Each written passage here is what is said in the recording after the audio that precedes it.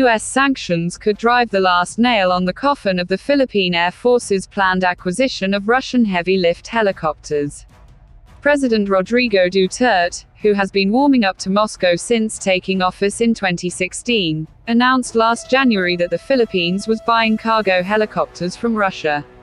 Moscow has offered 16 units of Mi-171 helicopters for $8 billion to the PAF. The planned purchase, however, could run into conflict with the U.S., countering America's adversaries through Sanctions Act (CAATSA), which punishes countries with major deals with Russia's defense sector. CAATSA was enacted to punish Russia for meddling in U.S. elections and aggression in Ukraine.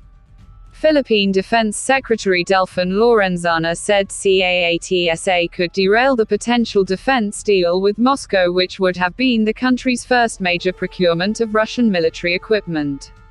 Will the procurement be covered by the US CAATSA? Most probably yes.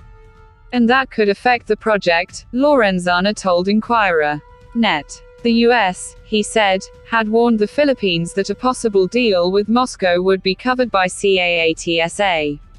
They said the sanction could be applied to military equipment procured from Russia, Lorenzana said. As CAATSA threatened to derail the Russian deal, the defense secretary said the PAF was already setting its sights on acquiring more Sikorsky S-70I Black Hawk combat utility helicopters instead. Because of the possible sanction on procurement from Russia, the Philippine Air Force is considering to buy the Black Hawk helicopters, Lorenzana said. At the commissioning of the first 6 of 16 new Black Hawk helicopters last week, Lorenzana said the PAF expressed interest in acquiring 16 more units from Poland's PZL Mielec and that chances of that being fulfilled is very big. The Philippine Defense Department also appeared to be moving ahead with its purchase of attack helicopters from Turkey, despite new sanctions imposed by the US on Ankara over its purchase of Russian S-400 missile defense system. Lorenzana said the deal to acquire attack helicopters from Turkey, which would rely on US-made engines, will not be disrupted by Washington sanctions.